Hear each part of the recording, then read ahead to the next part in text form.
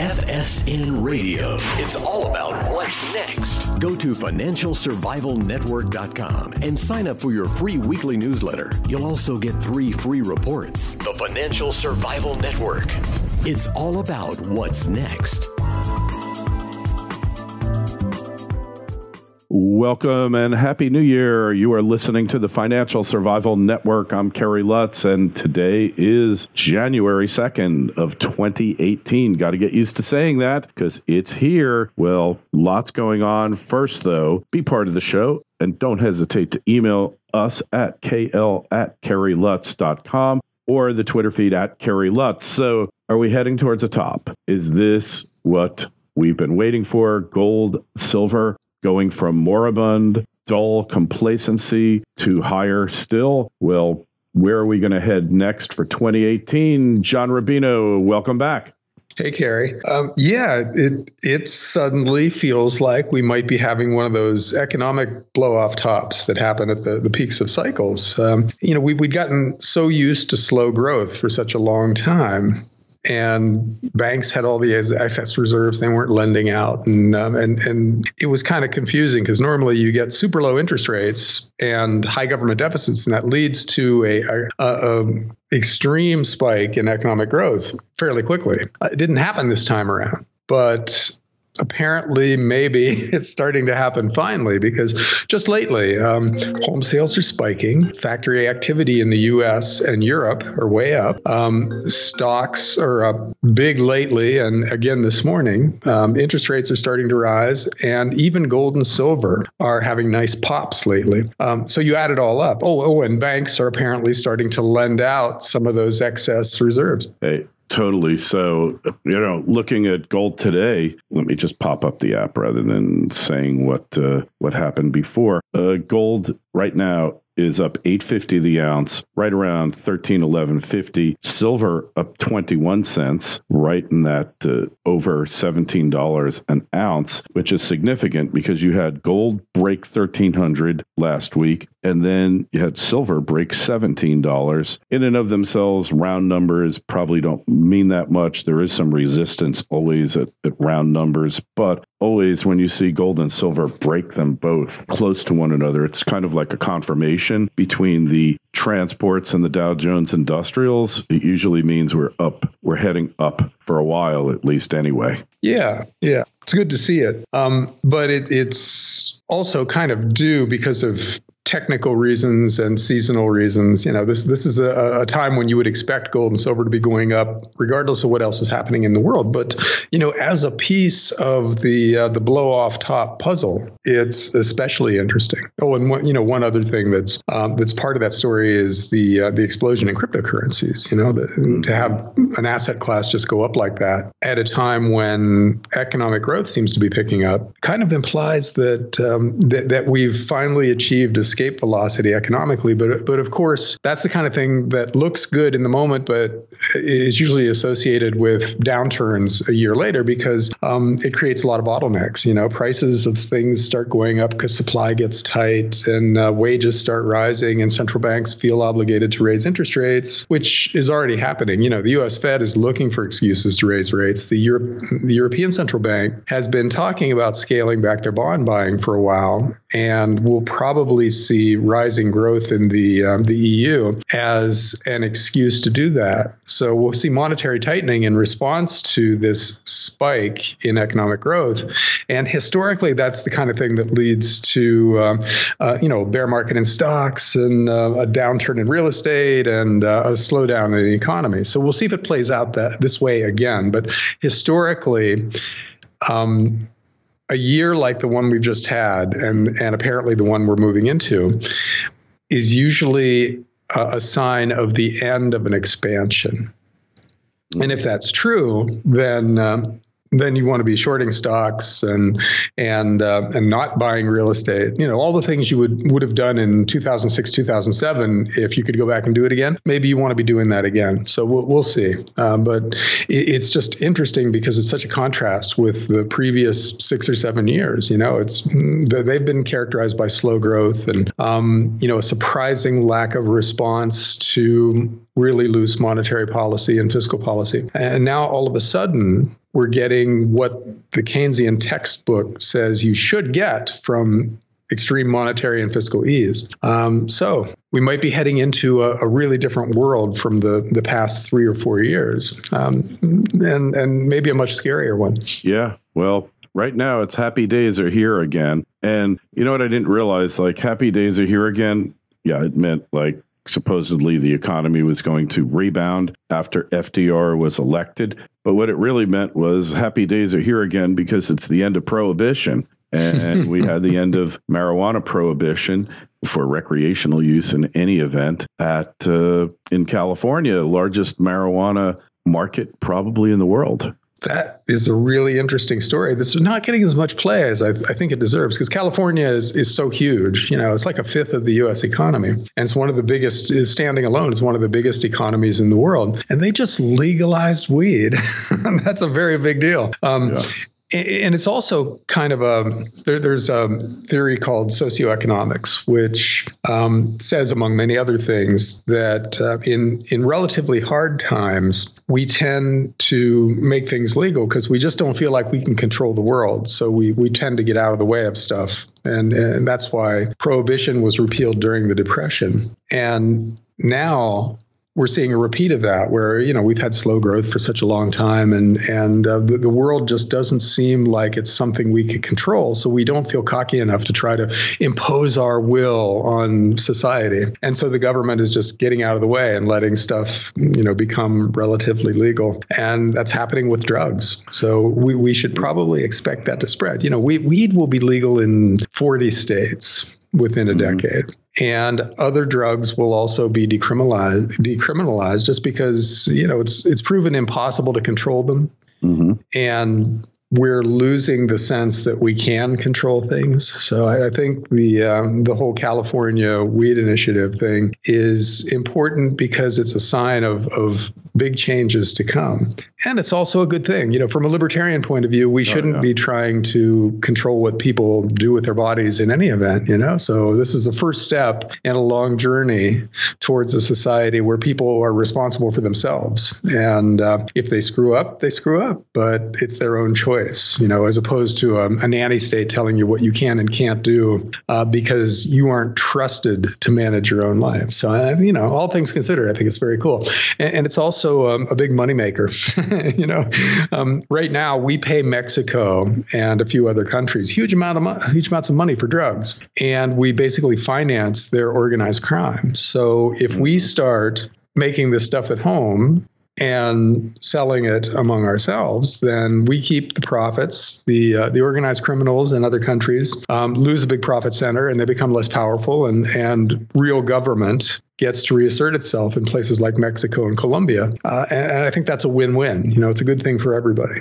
Agreed, for sure. And I predicted after the crash of 08-09 that prohibition in the dreaded devil's weed would start to go away because two reasons. The potential revenue impact for states that are really under the gun. I mean, they are just melting down all over the place for that reason, and the savings in having to prosecute these victimless crimes and process the arrests, all that stuff. Yeah, I think they'll be going after the large-scale dealers, but they'll have to find another prohibition to put all those DEA agents to work. So maybe it'll be cryptocurrencies if they decide to try to ban them, right? Yeah, Kerry, you're right. That is another big part of this story, is that our prisons are full of nonviolent drug offenders who we're paying, $40,000, $50,000 a year to keep in a cell, when they could be out working and paying taxes. And since at least they don't have a history of violence, they probably would be out working and paying taxes. And so we're talking billions and billions of dollars of savings from the end of prohibition. Yeah. And again, it's good from almost any angle.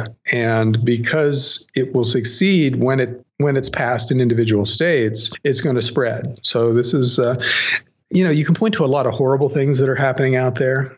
So it's nice to point to a good one once in a while. This is actually something we're doing right. And hopefully we'll keep on doing it. Hopefully, we can only hope. I mean, really, as a libertarian, you want to see all this stuff be legalized because it's such a drain. There's violence that would never occur were these products legal like they once were. And look, education is the key. Educate people as to their potential harmful effects. I think we're capable of doing that. I mean, look at the way that nicotine sales have diminished in our lifetimes. When you and I were kids, more than half the adult population, smoked cigarettes. Now it's below 20. And if they would allow people to vape wherever they wanted, it would go down to 10%.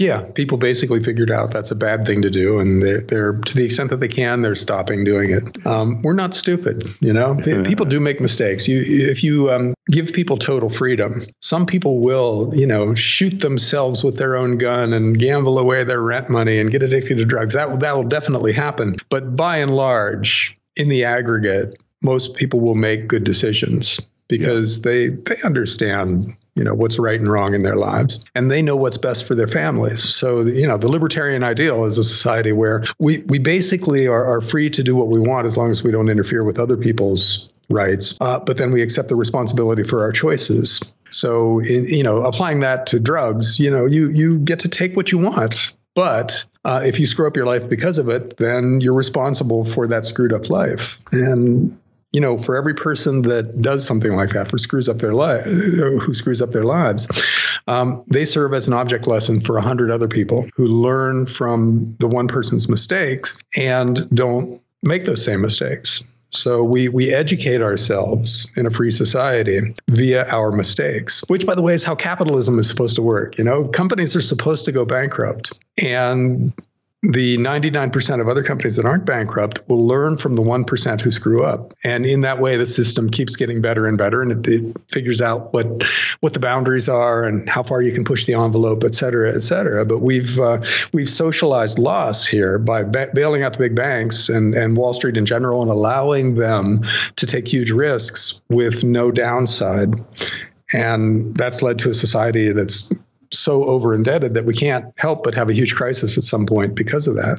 So you can apply libertarian principles to all aspects of life, and especially the economic aspects. And in general, they produce a healthy society if we just have the discipline to live with the responsibility for our actions. Yeah, it couldn't be any simpler than that, could it? It's like Doug Casey says, you only need 2 rules.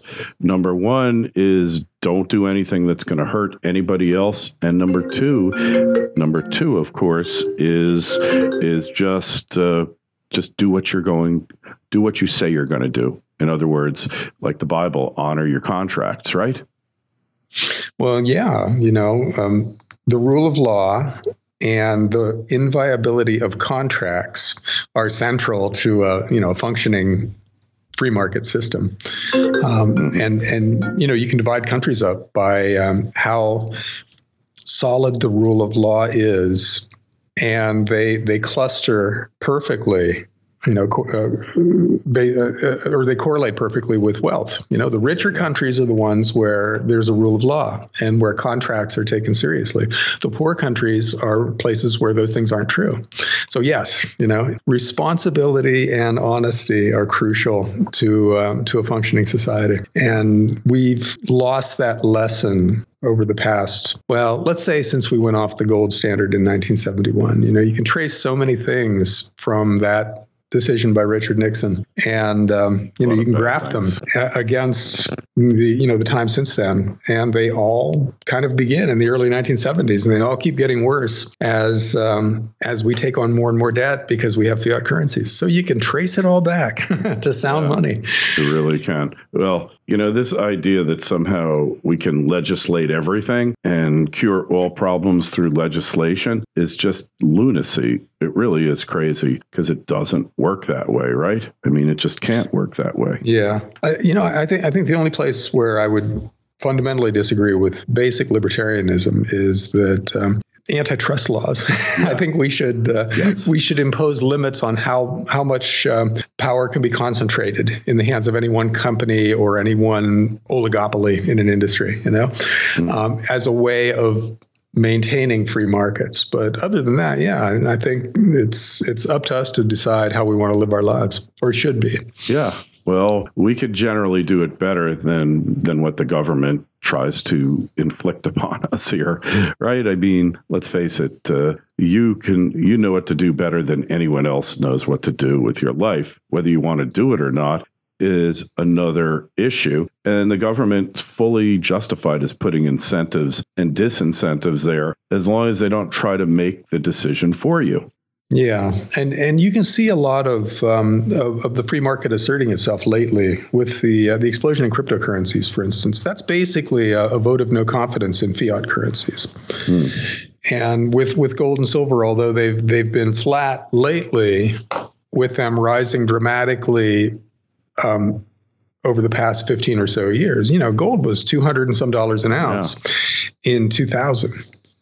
And so now it's $1,300 an ounce, which is also a vote of no confidence in the world's fiat currencies. The dollar and the euro and the yen have plunged versus precious metals and absolutely evaporated versus cryptocurrencies.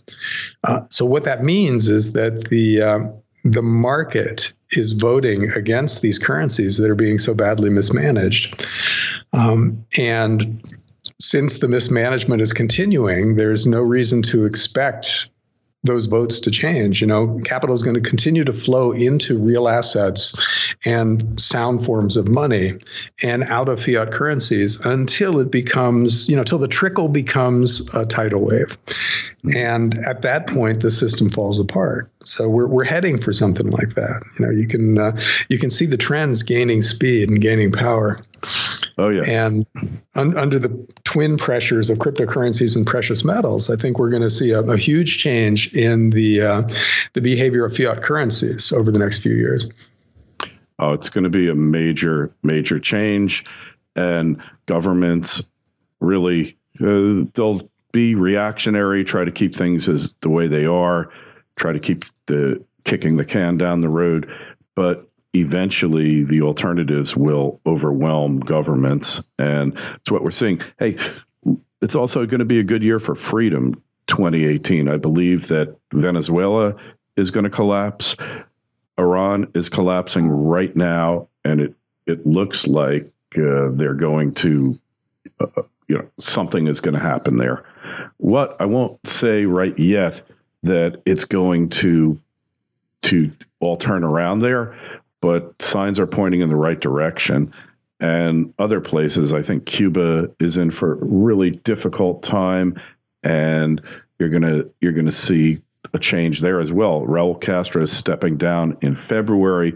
We'll see if his self-appointed strongman is able to keep the ball rolling. But things are looking up like they haven't in a long time. Yeah. The tide of history is generally towards freedom, but since all the systems that are spinning out of control have a lot of different kinds of weapons, it's going to be a messy process. That could be part of the story of 2018 is that we're kind of on the verge of conflict with a lot of people, and it would be nice if we got through it without any serious conflicts, without any kind of shooting war type anything. But history doesn't give a lot of optimism. When you've got a lot of things going on like this, usually one or two of them turn out to be worst case scenarios. So we have to hope that that's not the case in the year ahead, because there's an awful lot of stuff that could go wrong. Zero Hedge is running an article about how China is rushing soldiers to the North Korean border right now. Yes. In anticipation of what? I don't know, but that's the kind of thing that's really scary, because weapons have gotten so outrageous now. One H-bomb could take out half the East Coast in the U.S. And there are an awful lot of bombs like that in the world, so we have to be really careful going forward. Yeah, we have to be very careful with this because it is a precarious time, but all major inflection points always are, it's the old Chinese symbol for crisis. One is danger, the other is opportunity. Unfortunately, without the danger, the opportunity will never present itself. Yeah. It's just that the dangers in a nuclear world, especially where it's a diffuse nuclear world where lots of people have weapons, those are new dangers. Yes. We haven't seen anything like that in human history. And so it's completely possible that this time is different. And we just have to hope that we get through this in a wise and calm way. And I don't know.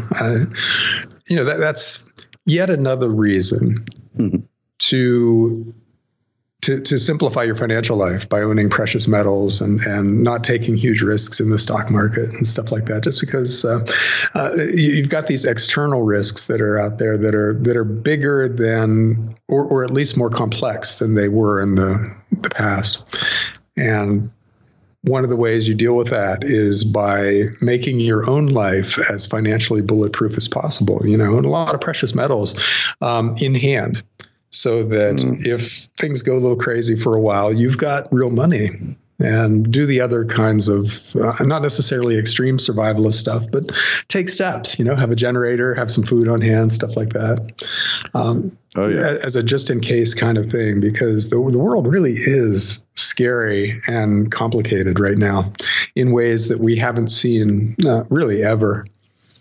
Yeah, well, you need to have a plan B. That's always key, right? You always need a plan B. Yeah, you really do.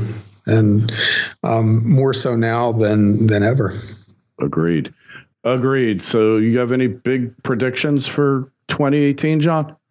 Yeah, I think we see volatility come back in 2018. One of the characteristics of the last couple of years has been shrinking volatility, where financial assets just go up in price, kind of in lockstep, because of all the money that's been flowing in from the world's central banks. People have been buying fairly indiscriminately out there, which means that equities and bonds are not volatile anymore. They just kind of go up a little bit at a time without any big drops. And that's historically really unusual. So I think history reasserts itself in 2018, and we see volatility spike, which means not necessarily that stocks go down, but that they go down and come back up. They bounce around, although they could go down and just stay down. But I think that you can see an increase in volatility without necessarily a bear market. So one way to play something like this is with an ETF that tracks the VIX, which is an index of fear in the marketplace.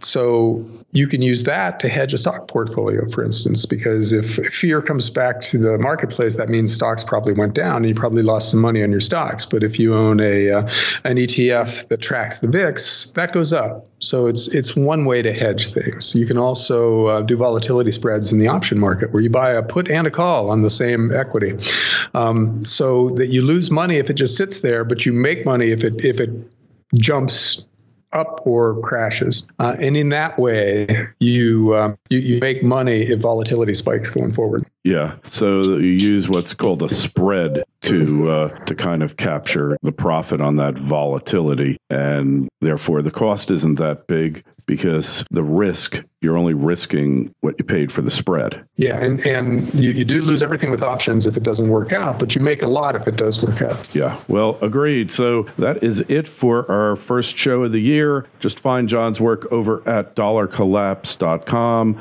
Ours, financialsurvivalnetwork.com. Sign up for both our newsletters. Got a good one going out today. And John, be part of the show. Email us, kl@kerrylutz.com, Twitter feed @kerrylutz, and Facebook page, Financial Survival Network. John, we'll talk to you next week, and let's see where gold is at then. Thanks, Kerry. See ya. FSN Radio. It's all about what's next. Go to financialsurvivalnetwork.com and sign up for your free weekly newsletter. You'll also get 3 free reports. The Financial Survival Network. It's all about what's next.